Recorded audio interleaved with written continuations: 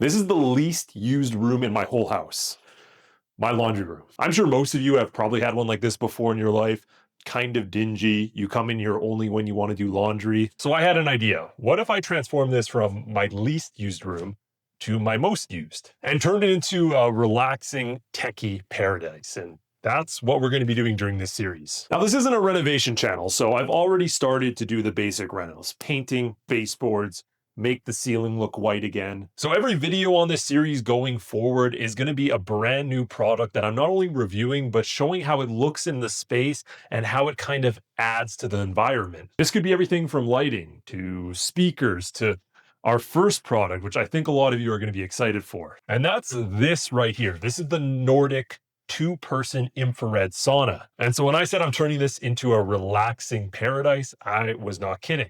And the second video is going to be this right here. It's the Bodega commercial beverage cooler. And my plan is to have that right next to the sauna for a relaxing drink when you're done inside. But there is going to be so much more I want to add to this room. So what I want you guys to do is comment down below what product you think I should add in this series, and we'll try to integrate it in. My goal is to also interconnect things as much as possible and also have a reason for adding them. So try to comment down below actually useful stuff. So just to show everybody my initial progress, we have started to paint the walls.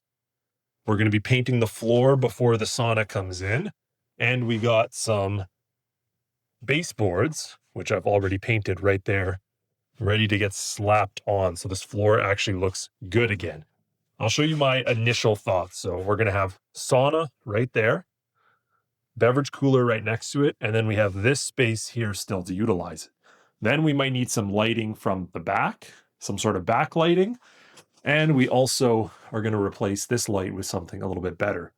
And then we have lots of room over here to utilize. So make sure to subscribe down below. I'll be doing hopefully a series video at least once a month, maybe twice a month, depending on how many different products I have and how long they take to do a video on.